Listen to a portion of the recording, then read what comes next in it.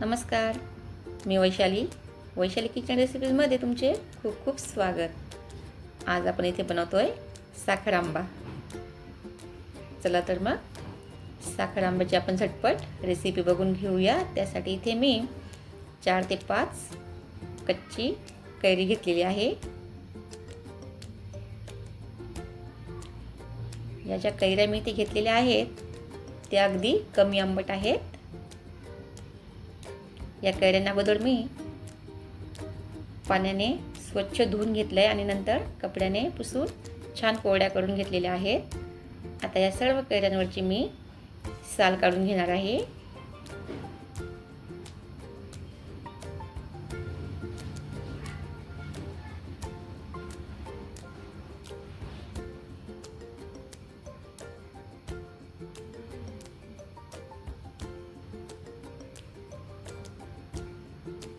याचप्रमाणे मी सर्व कैऱ्यांची साल काढून घेणार आहे.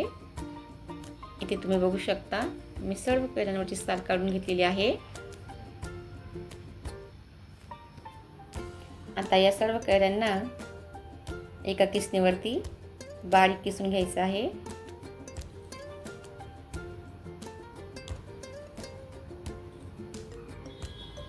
इथे मी जास्त जाड किसणी घेतलेली नाही आहे, जी आपली रेग्युलर असते. त्याच बारीक किसणीवरती या सर्व कैऱ्या किसून घेतल्या. इथे आपल्या कैरीचा किस तयार आहे.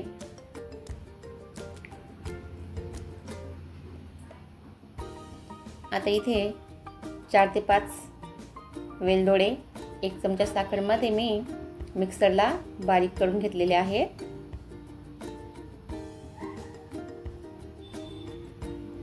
ही बघा आपली वेलची पावडर अगदी मस्त तयार झालेली आहे. अगदी छान बारीक. वेलदोडे आणि साखर पटकन बारीक होते. इथे साखर आंबा करण्यासाठी आपला कैरीचा किस तयार आहे. साखर आंबा करतोय म्हटल्यावर इथे मी 1 वाटी साखर घेतलेली आहे.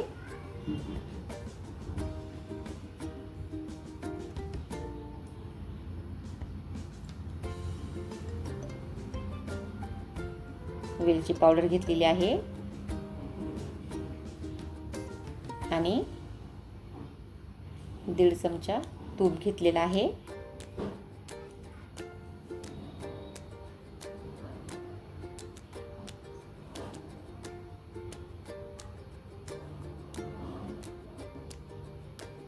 इथे गॅसवरती कढई ठेवून मी त्यामध्ये तूप घालून घेणार आहे.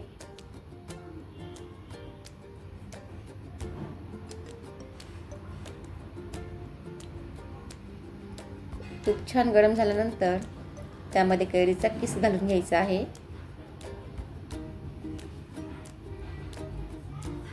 इथे मी तुपावरती कैरीचा किस घालून घेतलेला आहे.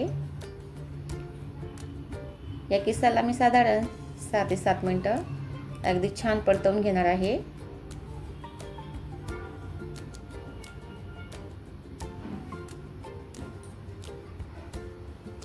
हे बघा 6 ते 7 मिनिटांनंतर अगदी मस्त कैरीच्या किसाला वाफ आलेली आहे.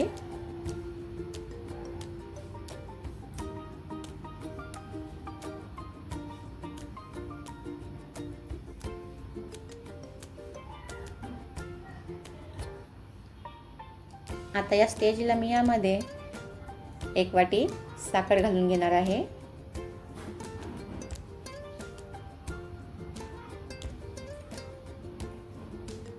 इथे 1 वाटी साखर घालून घेतली. साखर तुम्ही तुमच्या आवडीप्रमाणे कमी जास्त करू शकता.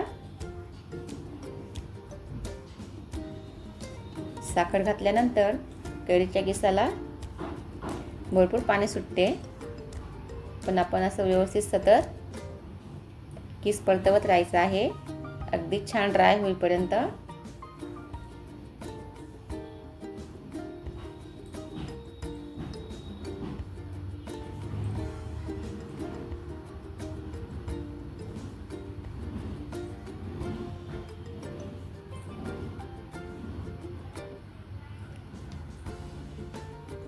इथे कैरीचा किस परतवून झाल्यानंतर त्यामध्ये वेलची पावडर घालून घेणार आहे मी. वेलची पावडर ही छान मिक्स करून घ्यायची.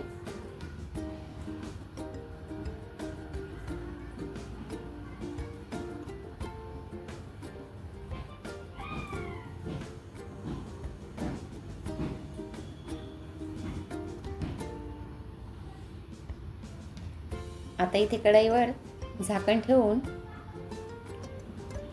मी 2 मिनिटं हा किस छान शिजू देणार आहे. तो थोडा आणखी शिजल्यानंतर अगदी मस्त मऊ होईल.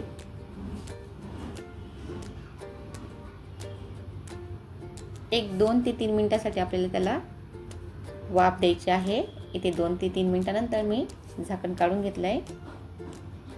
तुम्ही बघू शकता अगदी मस्त ड्राय झालेला आहे आपला हा साखर आंबा.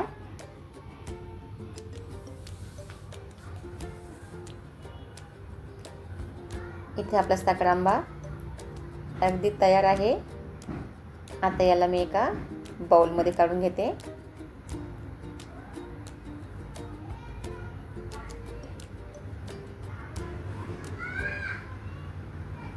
हा बघा अगदी मस्त सुंदर कलर आलेला आहे आणि खायलाही अगदी चविष्ट लागतो.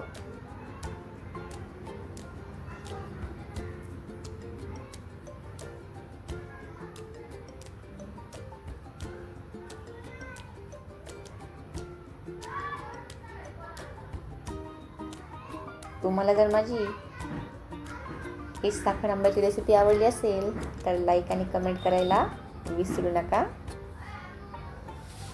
आणि तुम्ही माझी संपूर्ण रेसिपी बघितली त्याबद्दल खूप खूप धन्यवाद.